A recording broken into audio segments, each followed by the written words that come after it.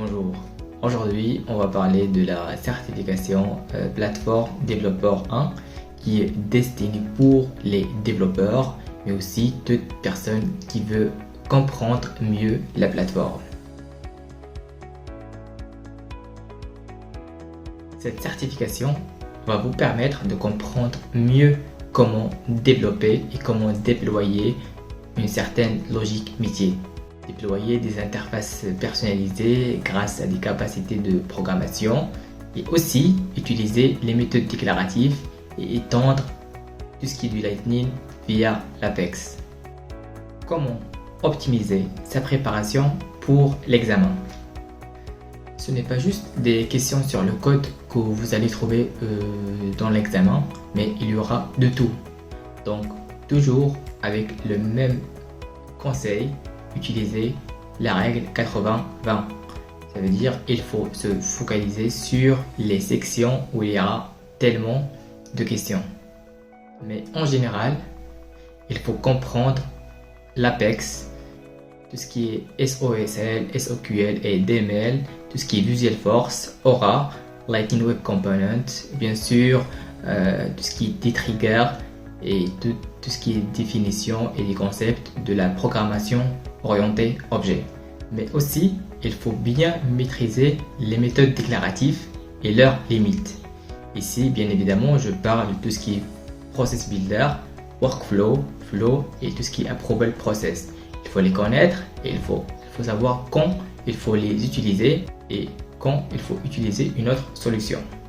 Après, si vous êtes à l'aise avec tout ce qui est administrateur, c'est parfait, mais sinon je vous conseille déjà aussi de jeter un coup d'œil sur tout ce qui est leçon administrateur, leçon 1. Pour les supports qu'il faut utiliser, bien sûr, il y a tellement de supports sur internet, que ce soit sur l'Apex ou bien de comment passer la certification, mais potentiellement je vous recommande 4 ressources, surtout pour les personnes qui connaissent pas Salesforce et aussi qui connaissent pas la programmation en général.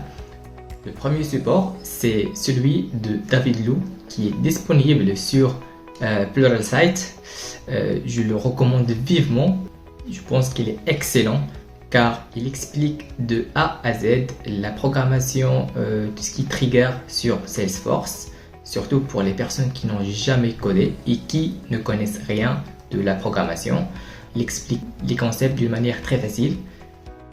Donc je le recommande vivement. Ça donne une idée comment on développe sur Salesforce. Le deuxième support, c'est Fox and Force. Cette fois, je pense malheureusement la plateforme n'était pas à la hauteur de mes attentes, surtout avec les types de questions. Personnellement, j'ai trouvé les questions loin de l'examen. C'était un peu facile de répondre à ces questions. Pas vraiment une perte de temps, mais c'est pas vraiment ce qui était mentionné dans l'examen. Pratiquer dans d'autres plateformes ou bien même de commencer à faire du code, mais c'est loin de l'examen malheureusement. Donc je recommande la partie cours. Ça veut dire si vous achetez juste les supports du cours pour comprendre mieux, mais pour les questions c'est un peu loin de l'examen. De toute façon, je mettrai le lien dans la description de la vidéo. Le troisième support, c'est celui de Deepika. Il est disponible sur la plateforme Udemy. Malheureusement, il nécessite une mise à jour, mais en général, ce que j'ai aimé dans ces vidéos, c'est le fait d'expliquer comment améliorer le code. Par exemple, pour ne pas tomber dans tout ce qui est governor limits, il était important pour moi de comprendre mieux comment développer et comment améliorer son code. Malheureusement, elle passe très vite sur d'autres concepts de la programmation. Je pense parce qu'il a déjà notre cours qui s'appelle Apex. Mais en général, il explique bien les choses et si vous avez un peu plus de temps d'analyser ce qu'il fait, je pense que ça va être très utile pour vous, bien sûr, même durant votre carrière. Et finalement, le quatrième support, c'est le fameux Trailhead. Il est essentiel, comme je le dis toujours, si vous voulez bénéficier à 100% du Trailhead, il faut le faire en parallèle. Ça veut dire vous avez un support en ligne, par exemple, que ce soit David Lou ou bien Debika ou bien d'autres contenus sur Internet, et vous prenez Threaded et vous le mettez en parallèle. Vous essayez de faire les exercices en parallèle, comme ça vous ne tombez pas dans l'inouï, parce que avec trop de textes, trop d'exercices dans la théorie sur Threaded.